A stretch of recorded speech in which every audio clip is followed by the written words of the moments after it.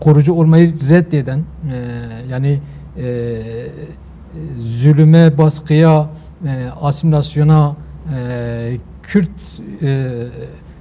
yokluğuna karşı direnen bir halk olduğuna kaynaklı Mahmur 30 yıldır bu acıyı çekiyor. Yani açlığı, susuzluğu, bütün acılara rağmen Mahmur direnmeyi tercih etti ve direnmeye devam ediyor. Dolayısıyla Mahmur'un Güney Kürdistan yönetimiyle yaşadığı sorun, Mahmur'un Güney Irak yönetimiyle yaşadığı sorun aslında farklı bir gerçeği var.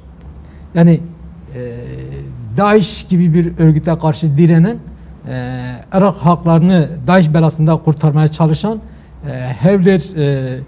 Hevler'in önünde bir hendek oluşturan Mahmur halkı bugün boğulmak isteniyor.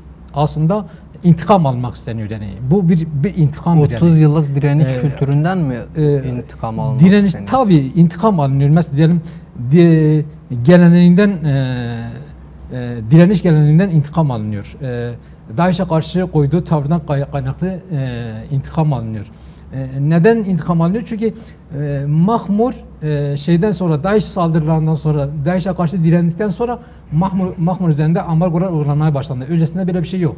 Saddam döneminde bile böyle bir şey yok yani. Saddam'ın o kadar barbar, diktatör bir adam olmasına rağmen Saddam'ın böyle bir uygulaması yok. Mahmur mülteci kampına dönük bir yaklaşım yok. Oysa Mahmur'un örgütlü bir halk olmasından kaynaklı, kendi öz yönetimini oluşturduğundan kaynaklı, kendi öz gücünü oluşturduğundan kaynaklı ve bütün tehlikelere karşı kendini savunduğundan kaynaklı, onlar aslında bir model olma korkusundan kaynaklı böyle bir ambargo var. Mahmur Salt işte giriş çıkışları basit şeylerle izah edilecek şeyler değildir yani. Daha dündü yani 2014 yılı dün gibi herkes hatırlıyor yani. Dolayısıyla bu halkta alınan bir intikamdır. Bu halkı bu şeye zorlayan da bu intikamdır. Her gün yozlaştırmaya dönük, her gün farklı şeylere dönük Mahmur gençlerini bataklığa çekmeye dönük bir sürü politika yürütülüyor. Bunların görülmesi gerekiyor. Bunların ortada yaşanan şeyleri görülmesi gerekiyor. Dolayısıyla Mahmur denilince salt bir mülteci kampı olarak ele almamak gerekiyor. Doğrudur, mülteci statüsü var ama 30 yıldır onurlu bir direnişin sahibi olan bir halktır.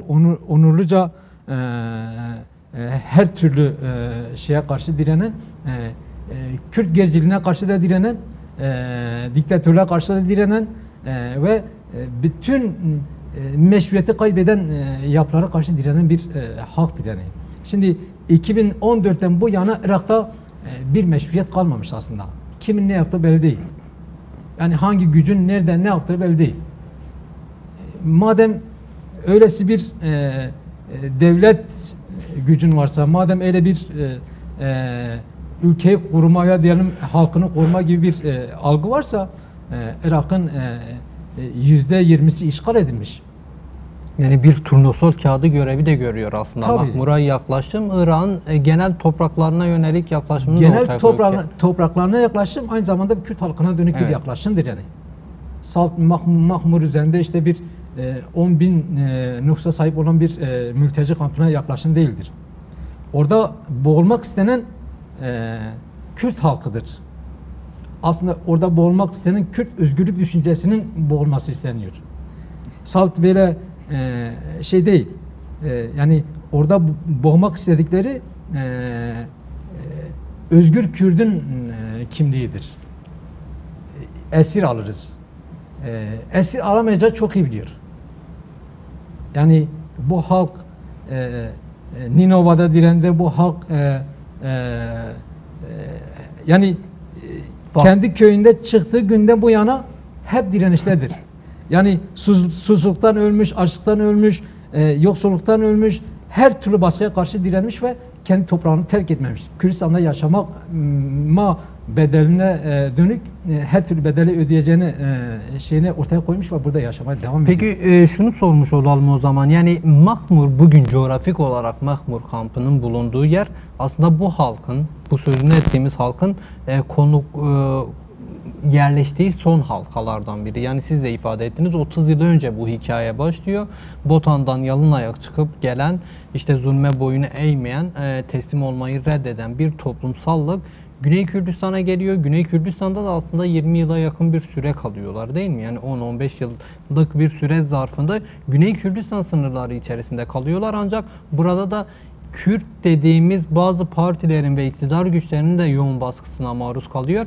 Şimdi Irak aynı zamanda Güney Kürdistan'a da yoğun bir baskı uygulamaya çalıştığı bir süreçten geçiyoruz. Ancak ikisi Mahmur konusunda çok rahat bir şekilde birleşebiliyorlar ki İlk ambargoyu KDP'nin kendisi uygulamaya başlamıştı. 2019 yılından bu yana 6 yıldır devam eden bir uygulama var. Buna dair neler söylenebilir? Güney Kürdistan'daki hükümetin, mevcut hükümetin Mahmur'a yönelik bu uygulanan ambargonun parçası olduğu söylenebilir mi? Yani ilk yani şeyde zorlayan Güney Kürdistan yönetimidir. Evet. Yani Mahmur halkının. Sözüm ona Kürdistan, yani Kürdistan'ı bir parti olmaya çalışan bir partinin politikalarıdır. Yani bir Kürt halkının politikası değil. Bir yani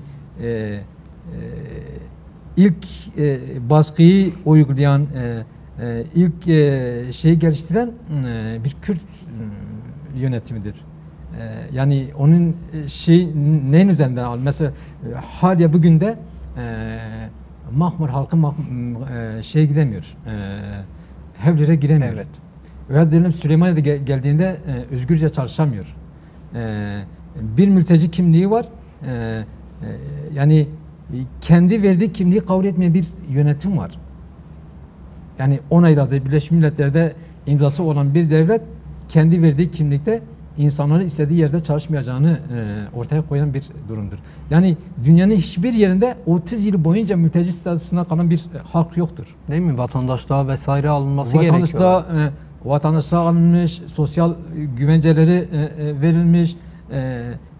Bugün doğum yapan insanlar Mahmur'da yaşamını yitirmiş.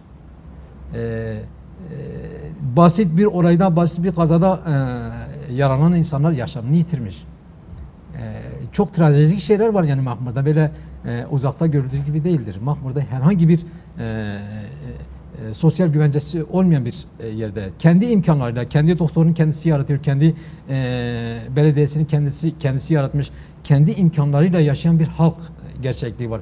Dolayısıyla bu devletin içerisinde yaşanan bütün güçlerin korktuğu, çekindiği tek nokta Mahmur halkının Irak halklarına bir model olma korkusuna kaynaklı. Şimdi güneyde halk maaş peşinde koşuyor yani. Dünyanın sayılı zengin ülkelerinde insanlar açlıktan ölüyor. İnsanlar maaş için her gün protesto yapan bir noktadadır. Dolayısıyla Mahmur model olma şeyinden korkuyorlar. Yani Mahmur'un Irak halkına model olma şeyinden kaynaklı büyük bir korkuları var. Şimdi bu modeli yaratan kimdir? Bu modeli yaratan aslında Kürt Halk Önderi Sayın Öcalan'ın paradigmasıyla kendini ifade eden bir sistem Mahmur'da uygulanıyor. Mahmur halkı bunu yaşıyor. Kendi meclisini oluşturmuş, kendi yapısını olmuş, kendi kurumlarını oluşturmuş. Kendi öz iradesiyle devletsiz, hiçbir devlete dayanmadan, hiçbir güce dayanmadan kendi iradesiyle kendini yürütebilen bir halk gerçekliği olduğuna kaynaklı bugün Mahmur hedef haline geliyor. Yani bir gün Haçlı Şabi gelip hedef yapıyor, diğer gün işte KDP gelip hedef yapıyor, diğer gün Irak güçleri gelip hedef yapıyor. Yani dünyanın hiçbir yerinde görülmemiş. Yani sen bir insanı çağırırsın, görüşmeye çağırıyorsun, göz altına alıyorsun yani. Yani hangi hukuka, hangi adalete, hangi ahlaka sığınıyor böyle bir yaklaşım? Bizzat kendin çağırıyorsun, bakan olarak çağırıyorsun, muhatap arıyorsun ve geliyorsun yolda tutukluyorsun yani. Neden tutukladığının bir gerekçesini de ortaya koymuyorsun. Bu insanlarda mesela diyelim kendini savunmanın dışında herhangi bir silahlı güçleri yoktu. silahlı güçler kimdi? HDP güçleriydi. DAEŞ'e karşı gelip orada savaştı. Oraya Mesut Barzani de gitti. Teşekkür etti. Irak hükümete teşekkür etti. HPG orada HPG Irak topraklarını savunduğundan kaynaklı. Kerkük'te savundu, Şengal'da savundu, Mahmur'da savundu. Ve bugünün Irak'tan ayakta durmasının temel nedenlerden birisi de HPG'nin burada gösterdiği direniştir. Sizce, Yoksa Irak'ın akıbeti de evet, Suriye akıbetinden çok farklı olmayacaktır. Bu bir çelişki değil mi sizce? Mesela siz ifade ettiniz, aslında Mahmur halkı sahip olduğu düşüncelerden dolayı bu saldırılara maruz kalıyor, bu baskıya maruz kalıyor. Ama aynı zamanda bu düşünceler onları da direnişçi bir ruh ve kültür de geliştirmiş ve bu direnişçi ruh ve kültür de İran'ın düşmesini engelledi, Hevler'in düşmesini engelledi. Zamanında ki siz de söylediniz, çok uzun yıllar geçmedi, hepimizin hafızasında tazedir. Teşekkür edilen bir halk şimdi aynı sebeplerden dolayı baskıya maruz kalıyor. Çelişki değil mi sizce? Yani Irak'ta Kürdistan bölgesi hükümeti de aslında Mahmur'a yönelik saldırılarıyla kendi ayaklarına, topuklarına sıkmış olmuyor mu? Şimdi yani söz veren bir hükümetin kendi sözünü tutmayan bir yaklaşım var yani. HPG güçlerine mesela Sayın Karayılan dün akşam açıkladı. HPG güçleri öncesinde bahane ediliyordu, işte askeri güçler orada var, boşaltın, biz savunacağız. Bu halkı biz savunacağız yani. Öyle sözlerle HPG güçleri orada çekildi, resmi bir şekilde çekildi yani. Yani sen diyorsun ki benim misafirimdi, ben koruyacağım, ben her türlü ihtiyacını gidereceğim. Diğer gün diyorsun ki ben senin etrafına tel çekeceğim yani. Yani bu aynı zamanda kendi sözüne yaptığı ihanettir. HPG'ye karşı ve diyelim Mahmur halkına karşı yapılan bir ihanet değildir. Kendi sözüne yaptığı bir ihanettir. Kendi sözünde durmayan bir devlet gerçekliği var. Şimdi her gün böyle şey gibi değişen bir algı var. Yani gerçekten burası karışık yani, insan çok anlam veremiyor yani. Mesela diyelim yani oluşan hükümetlerden çok anlam veremiyorsun. Cumhurbaşkanına anlam veremiyorsun. Yerel hükümete anlam veremiyorsun. Seçim oluyor. Yıllar sonra hükümet kurulmuyor. Çünkü güç şey değil yani, mesela diyelim halkın seçtiği güç değil. Halkın tasvip ettiği, halkın benimsediği bir güç değil. Dolayısıyla halk bir bütünen bu şeyin içerisinde, bu karmaşanın içerisinde yaşamak zorunda kalıyor. Şimdi Iraklı, Kürdistanlı binlerce insan, hatta yani milyonları aşan insan mülteci konumunda Avrupa'da yaşıyor. Yani böylesi kendi üst topraklarında kopup giden hangi ırk, hangi halk var? Yani eğer hassa, eğer şeyse, ama bu böylesi karmaşık bir ortamda halkın yaşama şey kalmıyor, nefes alacak durumda kalmıyor. Çünkü her gün demokrasiden bahsediyor, her gün özgürlükten bahsediyor, her gün şeyden bahsediyor. Ama diğer tarafta halk açlıktan ölüyor. Halk sen asayişte bahsettiğinde ayakları titriyor. Iraklı halklar yani Şengal halkının başına gelenler ortadadır. Irak hükümeti o zaman neredeydi? Yani böylesi bir durum. Her gün senin topraklarında farklı güçler gelip suikastlar gerçekleştiriyor. Bu Türkiye'dir, Amerika'dır, İran'dır. Her gün farklı bir güç senin egemenliğin altındaki topraklarda suikastlar gerçekleşiyor. Bu hangi egemenlikten bahsediyorsun? Hangi devletten bahsediyorsun? Bir meşruiyeti olmayan bir devlet yani. Dolayısıyla yani verilen sözler de yapılan pratikler de hepsi korsanvari şeylerdir. Yani çünkü hükümetlerin kendisi korsanvari hükümetlerdir. Yani halk iradesiyle seçilmiş, demokratik bir şekilde cumhuriyet ilkelerine göre şekillenmiş bir hükümet yapısı yok. Şimdi Irak Cumhurbaşkanı Sayın Karayılan dün çağrı yaptı. Irak Cumhurbaşkanı bir Kürt olmasına rağmen mesela bugüne kadar Mahmur'a ilişkin herhangi bir söylemde bulunmamış yani. Evet, biz Karayılan'ın açıklamalarına da geleceğiz. Yani bir sonraki sorum aslında. Konuyla ilgili, yani siz dış müdahalelere dikkat çektiniz aslında. İran kendi egemenliğini koruyamadığına dikkat çektiniz. Bu çok konuşulan bir konu. Hem siyasette, hem hükümette, hem toplum içerisinde. Ki bunun acı sonuçları da oluşuyor ki buranın kendi vatandaşı burada tutunmuyor. Yani buradan göç edip gidiyor. Her gün binlerce insan, yüzlerce genç buraları terk edip gidiyor. İran bu durumuna, Mahmur'a yönelik saldırılarına Türkiye'nin parmağının olup olmadığı da çok konuşuluyor. Yani Türkiye bu Mahmur halkına yönelik saldırılarda nasıl bir rol oynuyor sizce? Çünkü Irak, Kürdistan bölgesi ve Türkiye arasında bir mutabakat da imzalandı. Esasında önümüzdeki hafta 1. yılını da doldurmuş olacak. 15 Şubat 2024 tarihinde imzalanmış bir güvenlik mutabakatı var. Bununla ilgili bir gelişme midir sizce? Yani Önder Apo'nun ortaya koyduğu paradigma ve dün akşam gönderdiği mektup birçok şey kendisiyle birlikte açıklıyor aslında. Yani Türk devleti yıllarca Mahmur halkını bombaladı, suikastlar gerçekleştirdi, işte farklı şeyler yaptı. Çünkü kendi Mahmur halkını düşman olarak gördü. Yani düşman gördüğünden kaynaklı da Mahmur'a karşı sürekli bir cephe açtı ve savaş konumunda olan bir noktadaydı. Dolayısıyla bu Türkiye'nin yapması insanı çok böyle acayip bir şeye götürmüyor. Yani böyle yani acayip bir şey gelmiyor. Neden gelmiyor? Çünkü düşman belirlemiş yani. Düşman olarak gördüğünden kaynaklı saldırıyor. Ama bu toprakları savunmayla yükümlü olan hükümet nerede? Yani insanlar suikasta uğruyor, sesi çıkmıyor. Kınama bile yapmıyor. Kınama yapmıyor yani. Böylesi bir şey. Tabi Türkler bir süreç gelişti. Önder Apo bir süreç geliştirdi. Ben nerede bir zayıflatma yaratabilirim? Ben nerede bir şey yaratabilirim peşinde düşüyor. Yani norm dışı güçler dediğimiz güçler bu tür şeyler geliştirecekler. Yani bazı güçlere söz verebilirler, bazı çeteci güçlere söz verebilirler. Biz işte baskı uygulayalım, belki teslim olurlar, belki şey olur. Bu 30 yıldır direnen bir halktır, teslim olmayacak. 30 yıl boyunca sana karşı direniş sergilenmiş bir güçtür. Dolayısıyla kendi onuruyla, kendi kimliğiyle dönmek istiyor kendi ülkesine. Senin baskınla, senin zorunla dönmek istemiyor. Senin çekmek istediğin çirkefle oraya dönmek istemiyor. Kendi öz iradesiyle, kendi kimliğiyle, kendi şeyle dönmek istiyor. Yani böylesi onurlu bir tavır sahibi olan bir halka sen her gün yeni bir politika uygulama peşinde koşsan bir anlamı yok. Yani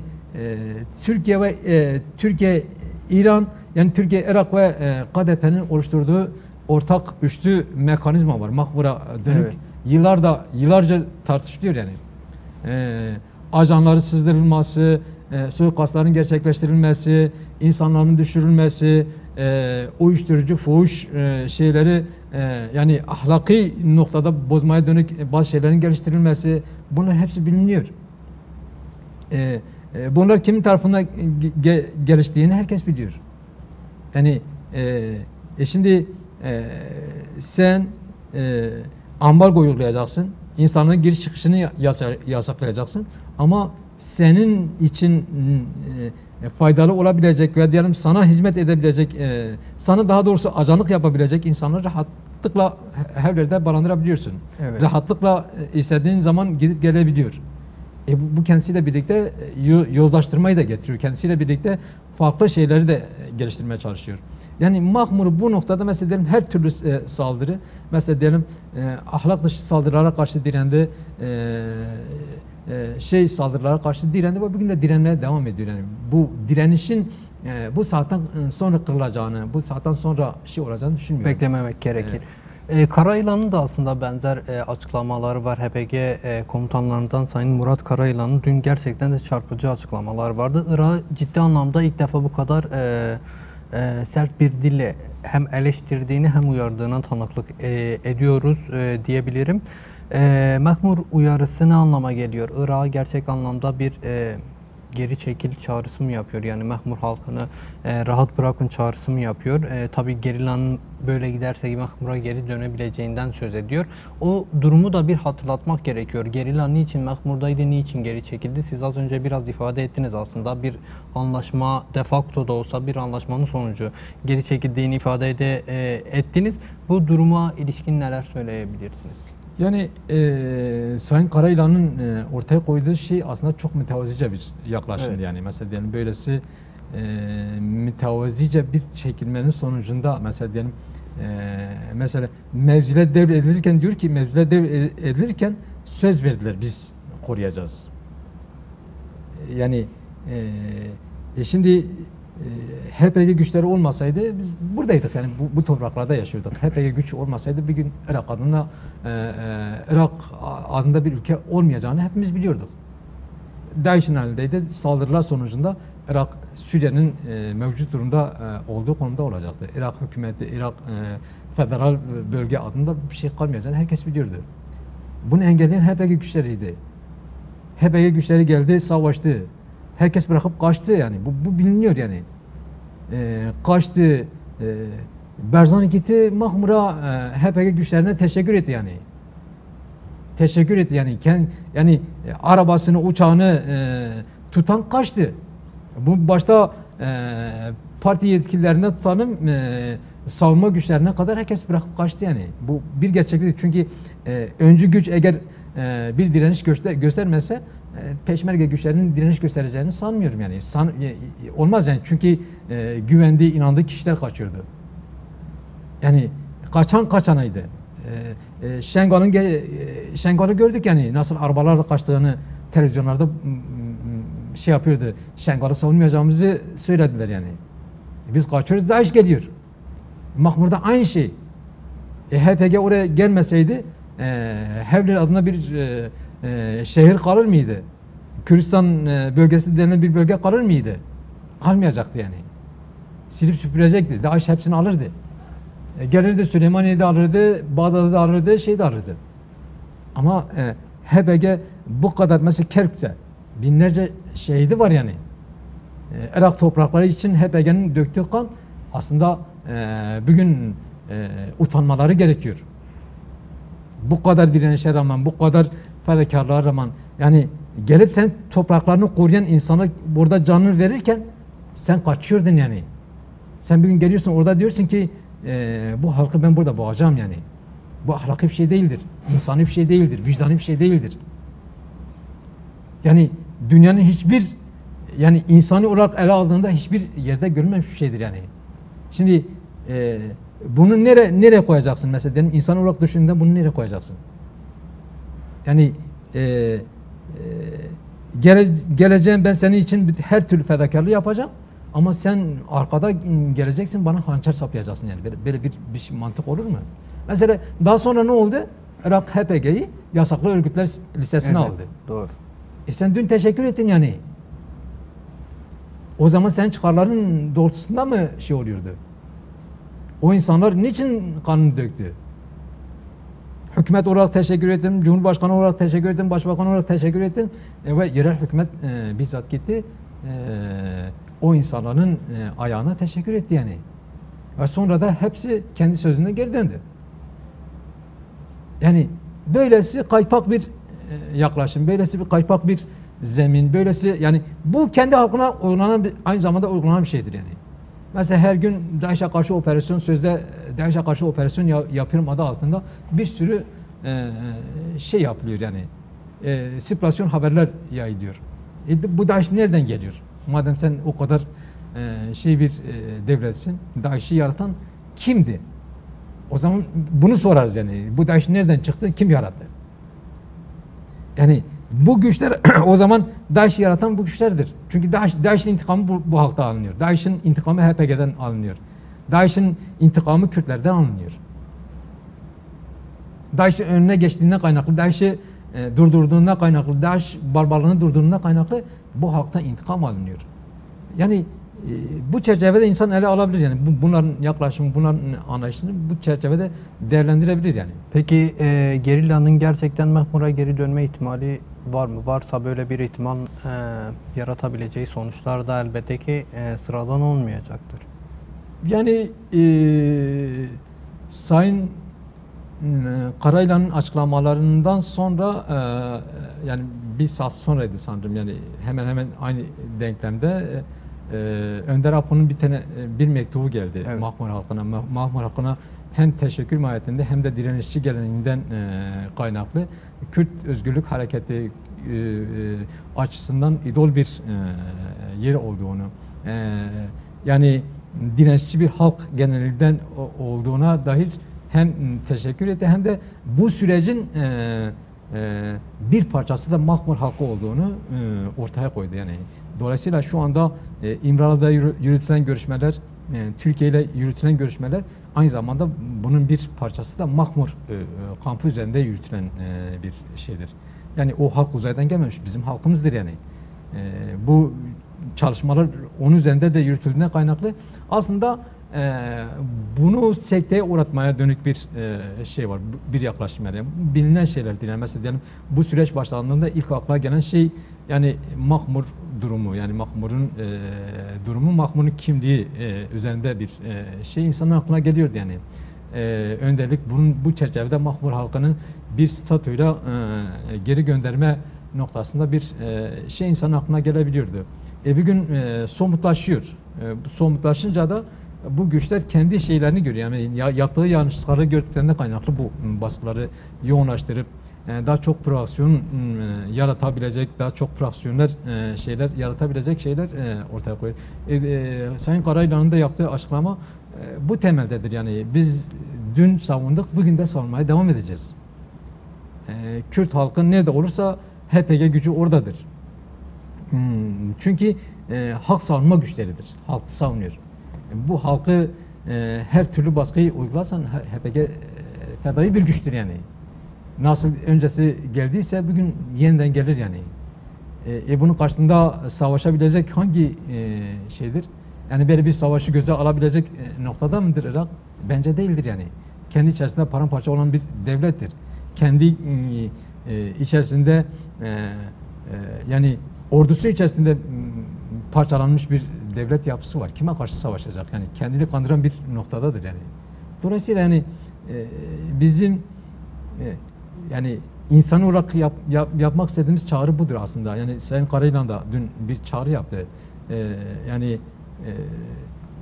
Doktor Latif'in bir an önce devreye girmesi gerekiyor. Irak Cumhurbaşkanı. Irak Cumhurbaşkanı'nın devreye girmesi gerekiyor. Yani böyle şey değil. Bu ülkenin Cumhurbaşkanısın yani. Yani bu yasalara göre seçilmiş bir Cumhurbaşkanısı. Yani sorması gerekiyor yani o halk ne yapmış? O halkın zararı kime zararı var? Kimi etkilemiş? Kimi farklı bir noktaya çekmiş? 30 yıldır orada yaşıyor yani. Irak'a hangi zararı dokundu? Irak'ın bütün kalkınması Mahmur halkının üzerinde oluyor. İnşaatında çalışan Mahmur halkıdır. Tarımında çalışan Mahmur halkıdır. Bütün gelir şeylerinde Mahmur halkı Irak'ı şey yapıyor. Şimdi bütün bu değerler görünmezden geliniyorsa yani gerçekten bu vicdani bir meseledir. Güney yani gerçekten Güney yönetimine insan çağrı yapmak istemiyor. Çünkü kendisi bizzat ambargo uygulayan güçtür. Yani gerçekten Kürtlük kimliğini ve dediğin Kürtlük noktasında bir şeyleri varsa Mahmur halkına bu zulmü, bu şey uygulamazlar yani.